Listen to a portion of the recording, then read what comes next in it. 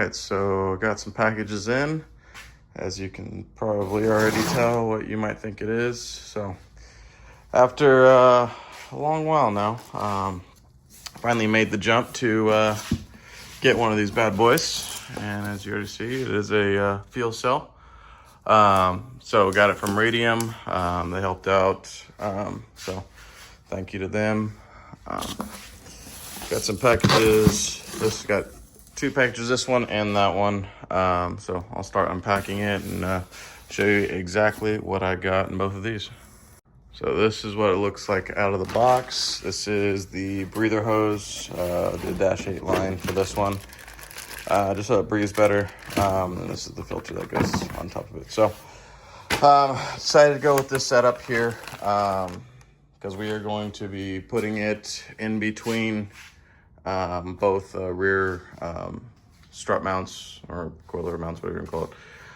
So we're gonna put it between there, try to cut it out, fab something up real nice, or as nice as I can do anyways. I went with the FSC ST-X surge tank.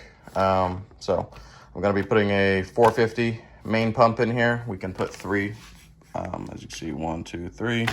And then for the pickup, I am going to be using a 340 pump, like a Walbro 340 pump. So we'll use the same 525 that we have in the car right now since it's brand new. Put that one in here. Might have 525. I might just put one in here, and if we absolutely do need to use it, then we can just switch the wires and boom, we're good to go. Might do that. Not sure yet.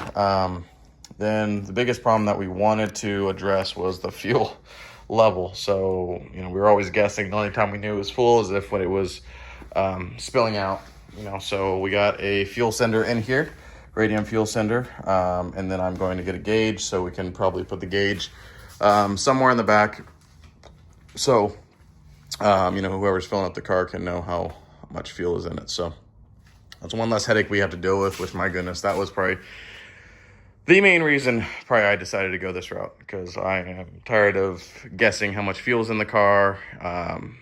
So this is a 14-gallon tank, if I'm not mistaken. So I'm going to take this apart and kind of show you what the sending unit looks like, or the surge tank, I should say, what it looks like. So we got the surge tank portion of it out. So like I said, we can fit 3 pumps in there, and they're pretty self-explanatory. Just stack it on top of that one. What's kind of cool is this is like its own little sock, so to speak. So it's its own little filter in there, so which is kind of nice. The lift pump is pretty self-explanatory, things like that. So once I get all my pumps, I will show the install and all that good stuff. Like I said, we got a fuel sender in there, so we get to see the fuel level and not have to guess all the time now. So yeah, once I get the pumps in, I'll show the install and all that good stuff. All right, so update on where I am right now with the fuel cell install. I didn't film prior, but remove the rear glass, as you see. Cut this back section out right here with the angle grinder. I'm starting to cut and make a rectangle here so we can place it as far as we can down without touching the rear diff and whatnot. We also Eli came over last night. We also removed the stock fuel tank, so that is out, and then we put the subframe back in. So we're all buttoned up there. When we were at Winter Jam, I did feel like the rear end was feeling a little bit weird, like it was like crab walking a lot. So something broke inside there, as you can kind of see, probably the welds, but just probably have to re-weld it, no problem. Just take it apart. Put the spare diff in there for now.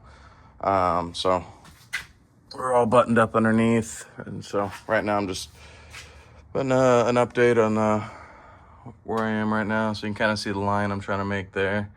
And then I'm going to be welding some type of plate down there to make like a support. So see how that turns out, but yeah, that's where we're at now. All right, so I finally got that out there. Not too bad of a cut. I did down here cut too far down just because of this right here. So I will probably weld that back, to be honest. I don't know if I need it. No, I could probably just cut along here, if anything, and just remove that. Not sure yet, or I'll just weld it back, who knows. So that's what it looks like. I'm gonna test fit the fuel cell in there right now. I know it's not gonna sit how it's with me just putting it in there. That's why I need a build, like some type of flooring right here, and then a wall on the two sides, kind of using this, you know, flipped it upside down to see how that would sit, but something similar, I guess.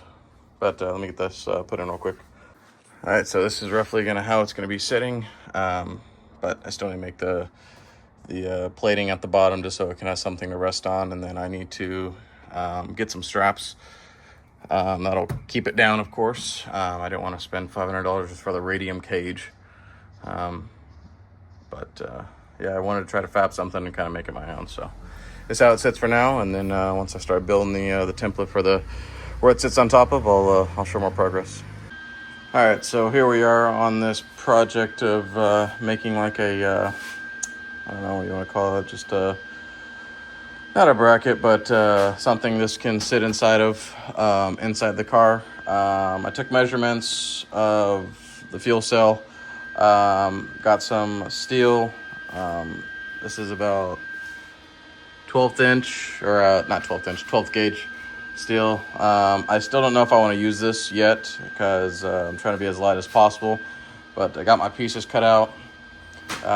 This is the bottom, back, and then my two side pieces right here. Once the side pieces are welded in, like so, I'm gonna put like two ears on the side that'll hang off like right here, so they can mount to the sides of like these bolt holes here. So try to hopefully make those line up really well. And that'll be the mounting brackets for the fuel cell. And then so I'm gonna get this tacked up, kind of test fit, and go from there. All right, so got the finished product here. Ended up going with a little bit thinner on the bottom side and the back side. I kept this one with a 12th inch, or 12th gauge. This one I believe is 16th. That's 16th. I fudged up the side panels that were 16th gauge, and I was like, well, let me just use the ones I already cut out from yesterday, because the box was pretty heavy. If I used 12th gauge, it was pretty heavy, but this is not too bad. I feel like this is like reasonable than what it was yesterday, because the whole box yesterday was super heavy, so I couldn't pick it up with one hand. Kind of got it welded in. Probably gotta go over a couple spots because there are a couple holes in there, but not too bad. Got the ears put on there, welded on. Welds are all right, not too bad there, and terrible there, but it's stuck together. So it almost pretty much fits like a glove right there, but I do need to probably shave the sides a little bit more with the grinder, just so it can fit a little bit more snug, and then I will weld that in place. I do need to get some hardware for that side, and the back sides, because these are not long enough. So I will go through my bolts and try to find something long enough for that. But yeah, she's coming along. Probably should have everything probably bolted up tomorrow. And I'll go over some of the welds. I might go a seam inside here, who knows, but I'll see what I can do. I'm really still learning how to weld, but I can put two pieces of metal together. But we'll keep you posted. All right, so I got the box all made. That's what it looks like with the fuel cell sitting in. So I got the ears right here, bolt there, and there. So 4 corners. So I got my hardware for it that I need. So now just make sure all the holes line up, all that good stuff. Now I'm gonna set the box in there and just tack it in and see how it sits. Make sure it's somewhat level, well, as level as possible, and then I'll start welding to get it put it in the car. All right, finally got the ECU back in. Got it wired in, fuel cell, first start. You hear it? You hear the pumps? Yeah, here. Yeah. All right.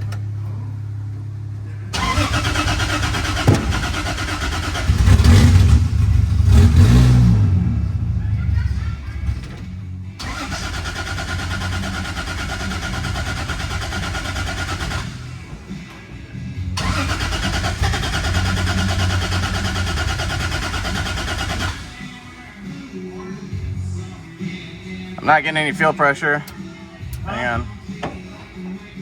All right, so we got the fuel cell in the car now. Everything's wired from the lift pump to the primary.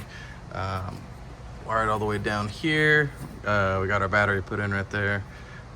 Use the same box, just drilled down, and then we had bolts and nuts on the other side to clamp that down. So we're good there. Running 2 relays here, one there and one there. Pretty self-explanatory, just running off the battery, and then we have our little assortment of wires for the grounds there. Probably need to clean those up eventually, but this is how we are making it work as of now. I am getting to work, pal. And then for the fuel level gauge, got that right here, and then we made our fill. Oh damn. Oh, there we go. Right here. So that's our clear tube. Have it coming through the back right there. And then as for the fuel level sender, one of them comes off of the actual plug here, and then down to the actual sender there, and then one gets grounded. So, and then our vent tube, that's kind of how I guess we're gonna route it. But yeah, fuel cell's in, and it's working pretty well. Do make sure when you do put the sender in, underneath there's these caps. Make sure you have those caps in there, or you're not gonna build any pressure. Learned that the hard way.